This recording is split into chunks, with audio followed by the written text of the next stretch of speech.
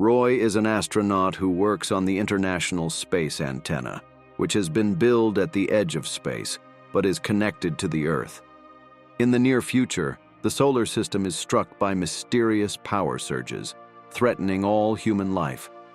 After nearly dying from an incident caused by a surge, the surge causes the robotic arms on the antenna to fall apart, hitting astronauts working on the antenna on their way down.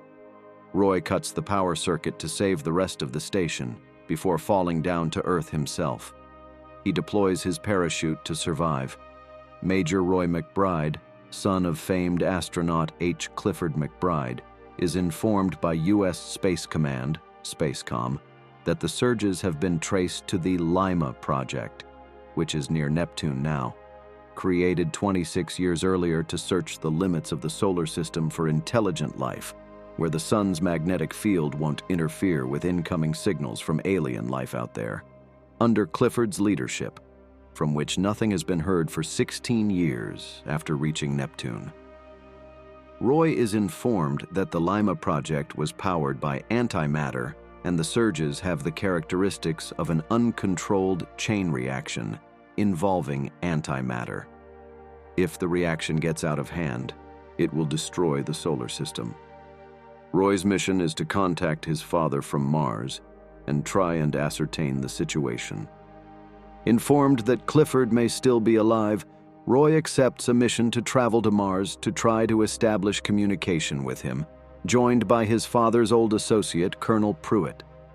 It is shown in several scenes that Roy is very emotionally detached.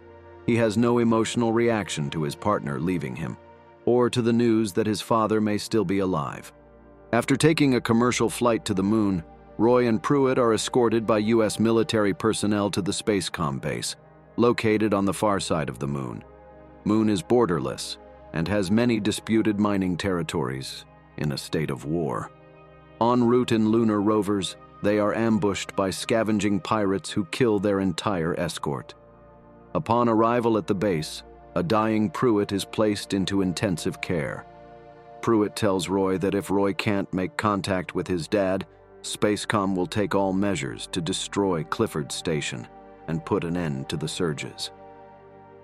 Roy transfers to the ship Cepheus, bound for Mars. The ship receives a distress signal from a Norwegian biomedical research space station. The Cepheus stops to investigate despite Roy's protests, and Roy and the captain make their way to the station. It appears abandoned and the two split up, but Roy soon discovers an escaped baboon test subject feeding on the captain's corpse. It attacks him when it notices his presence, but he manages to kill it. Another baboon attempts to attack him, but he quickly subdues it and locks it in another module. He then kills it instantly as it attempts to open the door by depressurizing that module. Believing that he can save the captain, he tapes over the broken helmet visor of the captain's spacesuit and carries him back to the ship, where he is declared to be already dead. A brief service is held where the captain's body is ejected into space. Again, Roy appears to be very emotionless and calm after the violent encounter and death of the captain. He does admit that he experiences rage and recalls his father expressing his rage. Another surge hits as the Cepheus lands on Mars, requiring manual piloting to complete the landing. The interim captain freezes in fear, while Roy remains very calm and takes command of the ship, landing it safely. Roy is led to the underground Spacecom base where he meets facility director Helen Lantos and is tasked with recording voice messages to send to the Lima project in hopes that Clifford will respond. During one recording, Roy goes off script with an emotional appeal to his father and is abruptly taken off the mission on the grounds of his personal connection, posing a risk to himself and the mission's success. From the startled reaction of the recording observation team to his emotional recording, he assumes correctly that an immediate response from his father had been received and demands to hear it.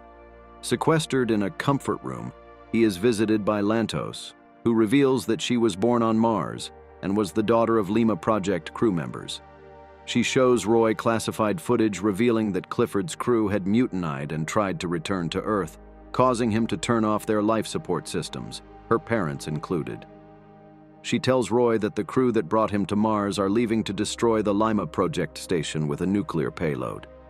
The two decide that Roy should confront Clifford himself, and Helen sneaks Roy to an underground lake beneath the rocket launch site. Roy clandestinely climbs aboard as the rocket takes off and is subsequently discovered by the crew, who are instructed to neutralize him. The entire crew is killed in the ensuing brutal fight. During the long journey to Neptune, a solitary Roy reflects on his relationships with his father and Eve, his estranged wife. The isolation and stress of the mission take a mental toll, but after several weeks he arrives at the Lima project. Roy finds the Lima project craft to be degrading around Neptune's orbit. He leaves the Cepheus on autopilot and takes a shuttle to maneuver around Neptune's rings. While approaching the station in a shuttle attached to the Cepheus, the shuttle is damaged in a collision with objects in Neptune's rings, preventing it from docking with the station. Roy enters the station via a spacewalk while the shuttle drifts away. Finding the station abandoned and encountering the dead bodies of its crew, he plants the nuclear payload before encountering Clifford, the station's sole survivor, who explains that the surges are coming from the ship's malfunctioning antimatter power source, which had been damaged in the mutiny. Clifford has continued to work on the project, refusing to lose faith in the possibility of non-human intelligent life. Clifford is reluctant to go back to Earth as there is nothing for him there. He admits that he doesn't love his own son or his wife. After Clifford agrees to accompany him back to Earth, Roy finishes arming the payload, and they climb out on the station's surface in preparation for returning to the Cepheus. Clifford suddenly uses his spacesuit's thrusters to launch the two of them off into space. With Clifford pleading for Roy to untether them from each other, Roy reluctantly does so and manages to propel himself back to the Cepheus, using his own spacesuit and with a piece of the station's hull as a shield against Neptune's ring debris. Without enough fuel to return to Earth, he relies on the shockwave from the nuclear explosion in the station to gain the required speed. The data retrieved from the base suggests that humans are the only intelligent life in the universe.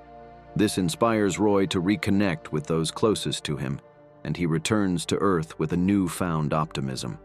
After expressing his opinions in a psychological evaluation, he reconnects with his estranged wife Eve